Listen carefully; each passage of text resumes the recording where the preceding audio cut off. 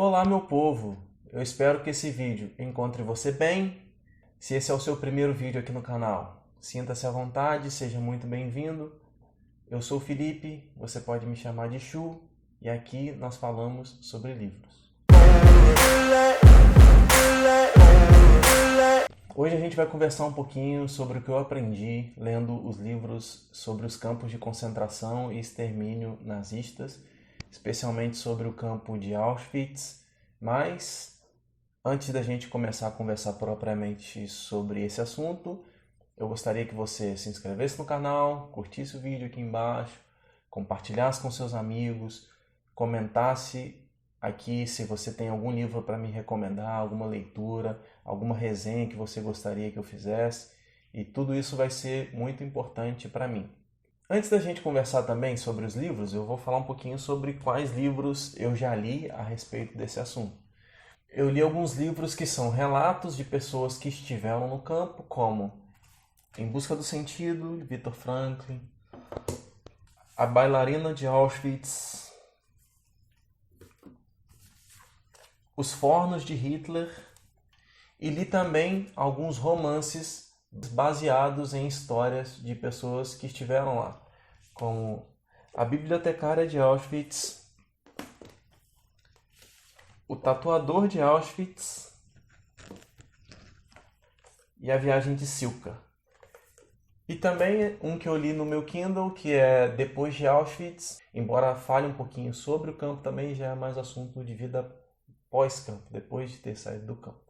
Eu resolvi abordar alguns assuntos que são dos principais, alguns assuntos que esses livros têm em comum, até para não fazer uma resenha de cada, porque é um assunto muito pesado, são leituras muito pesadas, e eu acho meio complicado assim, fazer uma resenha para cada livro desse, porque é um assunto muito difícil de ler.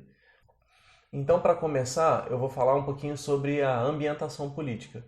Se você se interessa pelo assunto, se você gosta de assuntos sobre a Segunda Guerra, tem um documentário na Netflix chamado The Last Days, que é sobre 5 judeus húngaros que foram enviados para o campo de Auschwitz. Então, você consegue entender melhor um pouquinho sobre a ambientação política.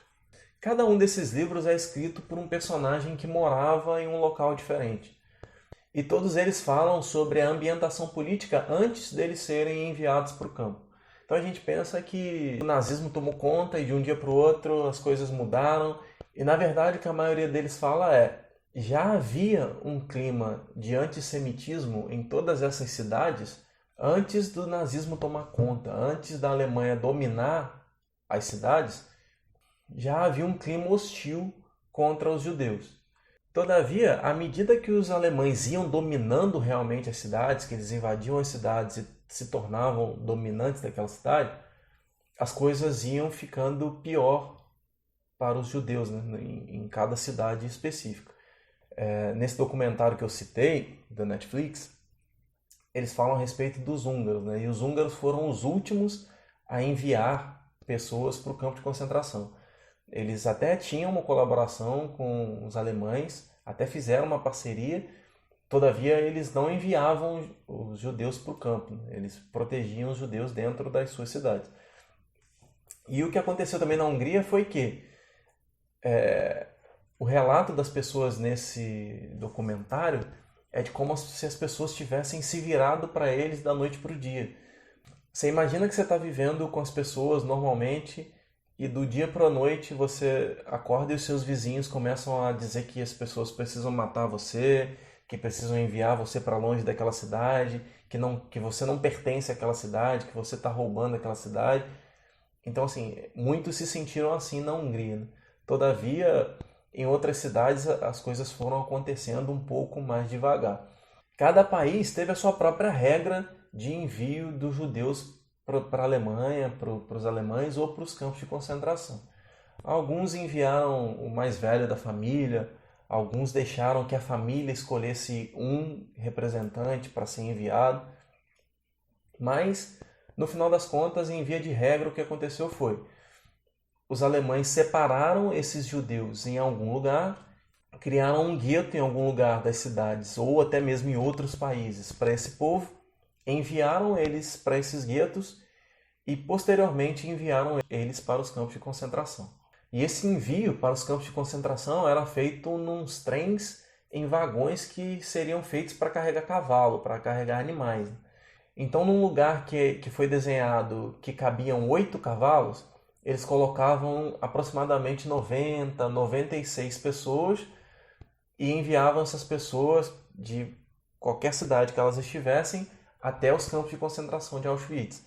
Então, o que acontecia era que essas pessoas entravam nesse vagão e elas viajavam 2, 3, 4 dias sem espaço para sentar, sem conseguir respirar direito, sem comida, sem água e sem conseguir ir ao banheiro. Geralmente eles davam um balde para as pessoas fazerem as necessidades dentro do trem mesmo.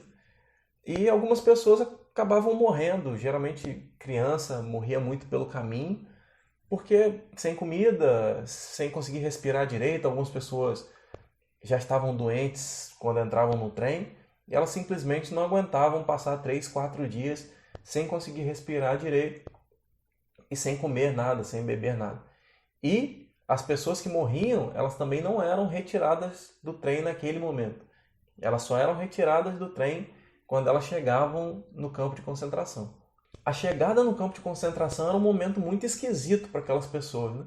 Porque eles chegavam lá, viam muitos policiais, vamos dizer assim, né? Muitas pessoas com uniforme policial, com os cachorros latindo, algumas pessoas vestindo um pijama listrado e muitas pessoas relatam que tinha uma orquestra tocando alguma música clássica, geralmente de Wagner.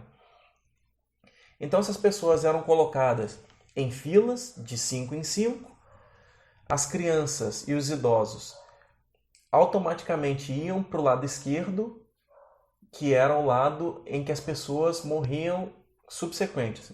Terminava a seleção, as pessoas que tinham ido para o lado esquerdo, elas morriam naquele dia.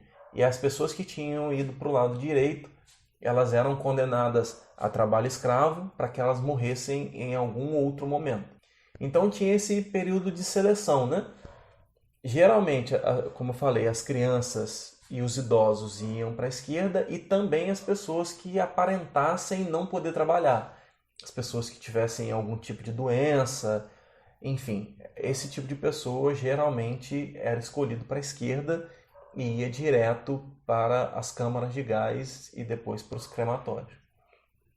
Aqueles que eram escolhidos para ir para a direita ainda eram separados em grupos de homens e mulheres. Todos eles tinham que ficar nus posteriormente e eram levados para uma espécie de banheiro. Eles tinham todo o seu pelo raspado, homens e mulheres, porque até o pelo deles era enviado para a Alemanha, para servir para a Alemanha na guerra. Eles conferiam a boca das pessoas para ver se havia algum dente de ouro, ou se as pessoas tentaram esconder alguma joia, algum diamante, alguma coisa assim dentro da boca. E eles tinham um número tatuado no seu corpo antes de realmente tomar um banho, sair e receber uma roupa, um pijama listrado que geralmente estava em péssimas condições e ser separado dentro de uma espécie de acampamento onde cabia pouquíssimas pessoas. Os relatos dizem que 12 pessoas dormiam em lugares que caberiam 2, 3 pessoas, numa cama que caberia 2, 3 pessoas. Outra coisa que causava estranheza nas pessoas é que algumas dessas pessoas com o colete listrado pareciam com elas. Estavam numa condição física pior, assim, digamos, estava mais magro, mais fraco, mas parecia com elas. Então, depois elas descobriram que essas pessoas também eram judeus e que existiam posições de privilégio para alguns judeus dentro do campo, que eles chamavam de Sonderkommando. Então, essas pessoas acabavam se tornando mais cruéis do que os próprios nazistas, porque eles torturavam as pessoas do seu próprio povo se precisasse. Eles matavam as pessoas do seu próprio povo e eles acabaram servindo como um instrumento, né, dos nazistas ali para controlar aquela população. Eles andavam com cacetete, às vezes andavam armados, e mesmo sendo judeus, eles ajudavam a tomar conta das pessoas dentro do campo. Então, o próximo aspecto que eu abordo é a vida propriamente dentro do campo, né? Não sei se a gente pode chamar de vida, mas a vida lá era cercada por morte, uma alimentação precária e um trabalho muito desgastante. Esse povo precisava sempre enfrentar as seleções que eram diárias.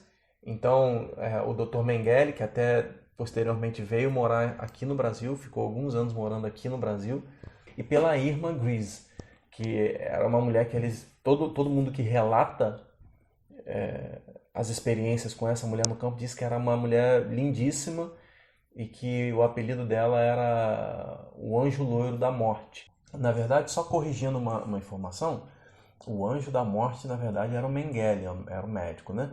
A Irma era conhecida como a hiena de Auschwitz, porque ela era muito sádica, né? Ela fazia as coisas, ela matava rindo, né? Vamos colocar assim.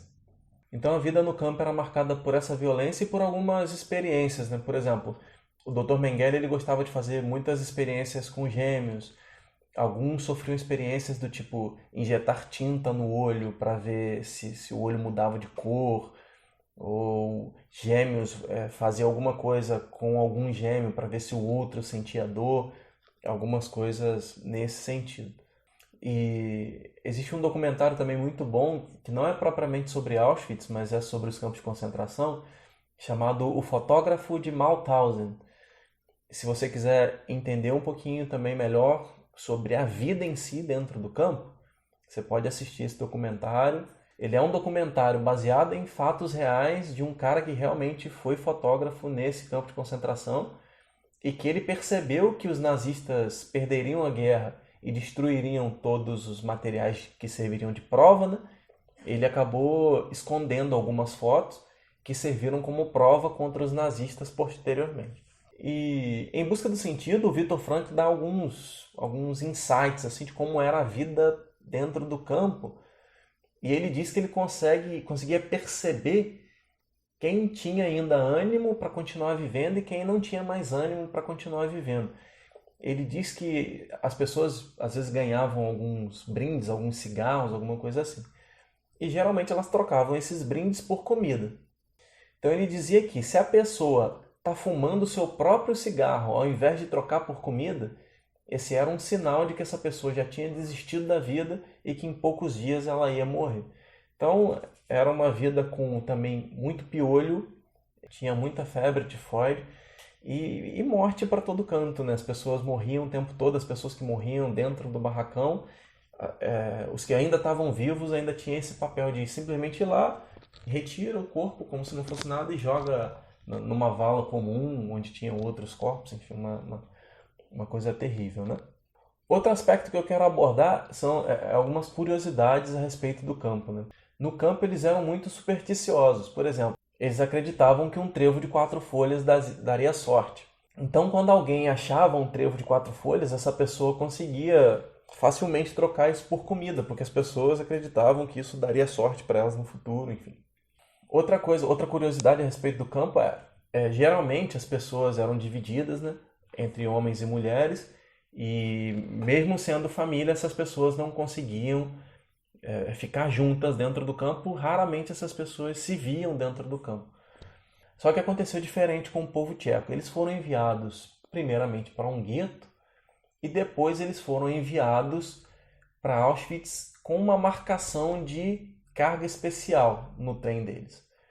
Então, eles criaram para esse pessoal o que eles chamavam de campo de família, que era um lugar dentro de Auschwitz para eles receberem o pessoal das Nações Unidas. Então, dentro desse lugar, as pessoas conseguiam ficar em família, tinham um pouquinho mais de alimentação e elas não passavam pelas seleções diárias. Então, era um lugar para servir de amostra, assim, né? Para eles filmarem, para eles mostrarem para as Nações Unidas que aquele não era um campo de extermínio.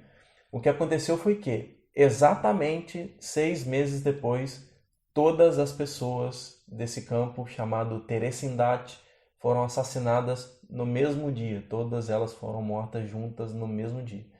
Outra história curiosa é a respeito de um cara que ele se apaixonou por uma... Ele era um guarda e ele se apaixonou por uma menina judia. E ele começou a convidar essa menina para fugir com ele. E a menina dizia que não ia fugir porque ele era um nazista, ele estava matando o povo dela e que ela nunca deixaria a mãe dela lá. E o cara falou, cara, eu não concordo com isso, eu não sou igual a esses caras e tal, e eu vou levar você para fugir comigo. E a menina bateu o pé dizendo que só fugiria de lá com a mãe. Então o cara desenhou um plano para fugir e conseguir documentação para a mãe dessa menina e para a menina também, para eles fugirem depois. Ele usou uma outra pessoa do campo, eles realmente conseguiram fugir, só que quando ele volta para resgatar essa menina, ele é descoberto dentro do campo e os nazistas assassinam ele no meio do campo, assim, para servir de exemplo para todo mundo. Assim. Então é uma história que tinha tudo para ser uma história com um final feliz, mas acabou sendo apenas mais uma história trágica dos campos de concentração. O próximo aspecto que eu quero abordar é a saída do campo, né? Houveram algumas pessoas que fugiram, a grande maioria morreu, mas em via de regra as pessoas saíram do campo de duas maneiras. A primeira é a que ficou conhecida como a Marcha da Morte, que foi quando os alemães perceberam que ia perder a guerra, eles destruíram todos os crematórios, que serviriam como prova contra eles depois, e colocaram todas as pessoas que tinham condição mínima de andar para levar essas pessoas andando da Polônia, onde é o campo de Auschwitz, até a Alemanha. Essa ficou conhecida como a Marcha da Morte, porque muitas pessoas morreram simplesmente de cansaço e muitas outras pessoas morreram porque elas já não aguentavam mais andar e os nazistas acabavam matando elas pelo caminho. Algumas pouquíssimas pessoas desse grupo conseguiram fugir dentro de algumas cidades por onde eles passavam e encontraram abrigo nas vizinhanças, mas é muito raro. Essas pessoas foram levadas para um campo chamado Bergen-Belsen, que é onde morreu a Anne Frank, por exemplo. E lá elas foram salvas, algumas morreram, mas lá as que sobreviveram foram salvas pelo exército americano e o exército britânico. Por outro lado, havia algumas pessoas que até tinham condições de andar, de seguir nessa marcha, mas a grande maioria nem tinha condições de andar e resolveu ficar dentro do campo de Auschwitz. E essas pessoas foram resgatadas pelo Exército Vermelho, pelo Exército Soviético. Algumas dessas pessoas morreram simplesmente por ingerir comida, entre aspas, demais, foi fazer alguma refeição e estava com uma dieta tão restrita, algumas pessoas tinham menos de 30 quilos, e acabaram morrendo tentando fazer uma alimentação que fosse. Então essas são as duas formas que as pessoas saíram do campo. Algumas sobreviveram à Marcha da Morte, outras ficaram no campo e foram resgatadas pelo Exército Vermelho. E o último ponto que eu queria abordar é sobre a vida pós-campo. Especialmente em A Bailarina de Auschwitz, a Eva nos conta algo que é bem presente para todos esses que escreveram livros depois. Eles sempre escrevem já velhos e com a perspectiva de que eles nunca conversaram com ninguém a respeito desse assunto. Todos eles se sentiam até muito envergonhados de ter sido enviado para o campo de concentração, além de toda a marca de dor, né, que foi ter passado por esse momento. A grande maioria daqueles que sobreviveram perdeu toda a sua família no campo. Então, para eles sempre foi um assunto muito duro conversar sobre isso, né? A Eva, que é a bailarina, acabou se tornando psicóloga depois. E ela conta muitas experiências, como ela estava num ônibus uma certa vez e ela ouviu o barulho de ambulância. E ela simplesmente se jogou no chão e botou as mãos na cabeça e teve uma crise de pânico. E as pessoas não entendiam por quê e tal. E depois ela explica que isso foi porque quando ela estava no campo, as pessoas doentes eram colocadas dentro de uma ambulância e diziam que iam levar essa pessoa para o hospital, porque realmente tinha um hospital no campo. Só que essas pessoas doentes que entravam nessa ambulância, elas eram levadas diretamente para as câmaras de gás e posteriormente mortas para o crematório. Então ela ficou com esse trauma para o resto da vida inteira. Muitos deles se casaram, levaram vidas normais, com essa marca, né, para o resto da vida de ter passado por lá, de ter presenciado o que talvez seja uma das piores experiências possíveis na vida do ser humano. No documentário que eu citei no início, The Last Days, eles pegam esses 5 judeus que foram enviados para Auschwitz, os húngaros, e os levam para as suas cidades antigas, né, para onde eles moravam na infância e tal. E levam alguns deles também, aqueles que toparam ir, né, levam também no campo de Auschwitz, assim. Então é um momento de muita comoção, né? Um momento muito duro, tá? Então se você tem estômago para isso, é um documentário que eu particularmente achei bastante interessante. Então assim, são livros difíceis de ler até, especialmente os Fornos de Hitler, que para mim é o livro mais duro que eu já li até hoje, assim. É difícil de você acreditar que aquelas coisas realmente aconteceram com alguma ou algumas milhares de pessoas. É difícil de você respirar depois de ler esse livro. Assim, é um livro muito, muito, muito pesado. E é um assunto muito pesado. E as pessoas às vezes me perguntam por que eu leio essas coisas, por que eu tenho esse tipo de leitura. E eu sempre gosto de falar que o exemplo deles é muito importante. Todos eles sempre falam que a última coisa que a pessoa pode tirar de você é a sua liberdade de pensamento. A única coisa que as pessoas não podem roubar de você nunca é a fortaleza da sua mente. Então, todos eles que sobreviveram, eles falaram isso. Eu decidi que os nazistas não iam roubar a minha mente, a minha paz de espírito. Eles podiam até me matar, eles podiam até me mandar para a câmara de gás. Eles podiam me queimar depois. Mas eles não dominariam a minha mente. A minha mente não seria dominada por eles. Então são livros que contam sim histórias muito pesadas, muito difíceis, mas elas também contam a história da fortaleza que é o ser humano, mesmo nos seus momentos mais duros, mesmo nos seus momentos mais difíceis. Todos eles nos dão a lição de que é possível vencer até aquilo que você não acredita ser possível vencer. Você é muito mais forte do que você acha que você é. Você consegue vencer muito mais coisa do que você acha que consegue vencer. E essa é uma lição dada por todos esses escritores. Assim. Em todos esses livros, isso está muito presente. Assim. A vontade de viver ainda num lugar que é cercado por morte de todos os lados. Então é isso. Antes de terminar o vídeo, eu peço de novo que você curta aqui, comente comigo alguma leitura que você gostaria que eu fizesse, alguma resenha. Se inscreva no canal, que isso vai ser muito importante para mim. E essas são as minhas observações sobre todos os livros que eu li sobre os campos de concentração, especialmente sobre o campo de concentração de Auschwitz. A gente se vê na semana que vem. Um abraço.